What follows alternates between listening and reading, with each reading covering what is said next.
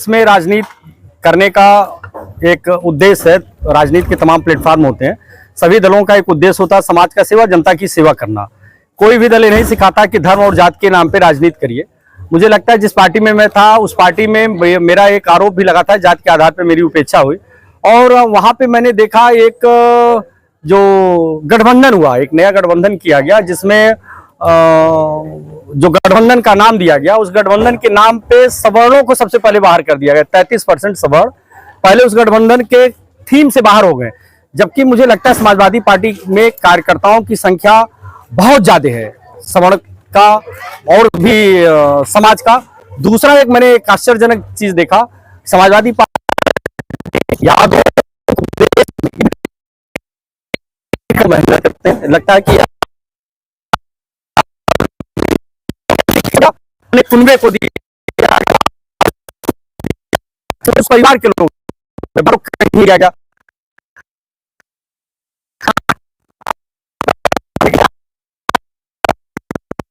लगा नहीं। 1.5 साल इस्तीफा देने के बाद 1.5 साल मैंने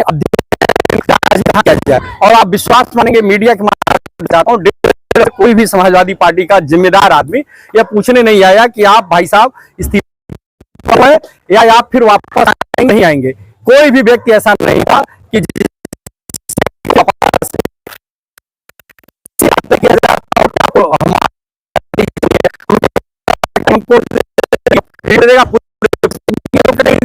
और आज भारतीय जनता पार्टी ज्वाइन करने के बाद एक सेवा की है जनता की, मैं जनता के बीच में रहा हूं। आप देखे होंगे कि आप अल्पसंख्यक समुदाय की जो महिलाएं माताएं होती है, पर्दानसीन होती है, आप देखेंगे समाजवादी पार्टी में भी कोई भी कार्यक्रम लोग करेंगे या राजनीतिक कार्यक्रम करेंगे तो हाँ माताएं बहनें नकाबपोश होती है, घर में बाहर निकलती नहीं है। लेकिन देखे होंगे आशीर्वाद देने के लिए इतनी बड़ी तादाद में हमारी माइनॉरिटी की बहनें माताएं, हमारे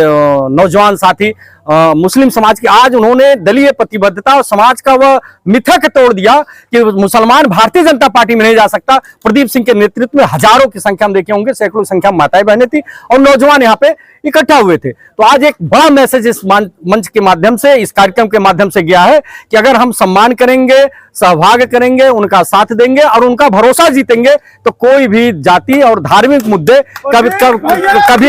कभी भी ऐसी परिस्थिति नहीं बनेगी कि कोई आदमी दूर जाएगा। और उसका मैंने कोशिश किया था कि समाज में ऐसे गंदे लोगों का जो राजनीति है, ऐसे गंदे लोग जो राजनीति करते हैं, जो धर्म और जात के नाम पे एक दूसरे को बांटने का काम करते हैं, एक दूसरे के साथ अन्याय और अधर्म करने का काम करते हैं, उनको एक आईना दिखाने का काम किया जाए। और भारतीय जनता पार्टी की मोदी और योगी जी की जो डबल इंजन की सरकार है, जो आज सर्व समाज के लिए काम कर रही है, उनकी कोई भी ऐसी योजना नहीं है जो योजना सिर्फ हिंदुओं के लिए हो, जिसे मुसलमान न पाते हो, जिसे क्रिश्चियन न पाते हो, जिसे सिख न पाते हो, जिसे और जैन और दूसरे धर्म के लोग न पाते हो। एक समाज को एक सबको साथ लेके सबका साथ और सबका विकास, मोदी की गारंटी जो थी उस पर मुझको भरोसा हुआ और मैं भारतीय जनता पार्टी ज्वाइन किया। और आज जो पहला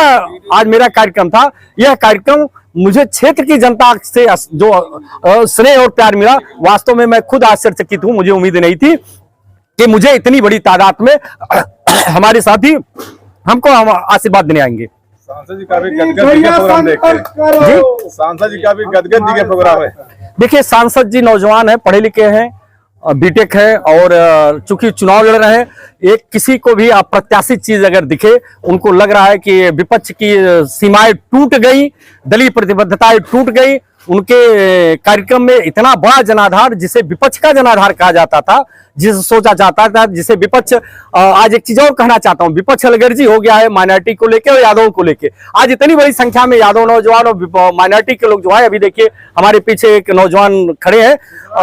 विकलांग व्यक्ति और यादव परिवार के हैं और रिक्शा लेके अपने हाथ से चल के आए हैं। ऐसे बहुत सारे सैकड़ों की संख्या में यादव और मुसलमान आके उस मिथक को तोड़े हैं कि आप इन्हें समझो कि आप हमको सम्मान नहीं दोगे तो हम आपके बधुआ मजदूर हैं, हम आपके कर्ज खाए हैं। हम भी जाएंगे वहां जहां हमें सम्मान और अधिकार मिलेगा और प्रदीप सिंह के नेतृत्व को उन्होंने स्वीकार किया, इसके लिए मैं उन्हें कोट कोट बधाई और मैं उनका आजीवन रेडी हो गया। क्या लगता है प्रवीण निषाद जीत जाएंगे?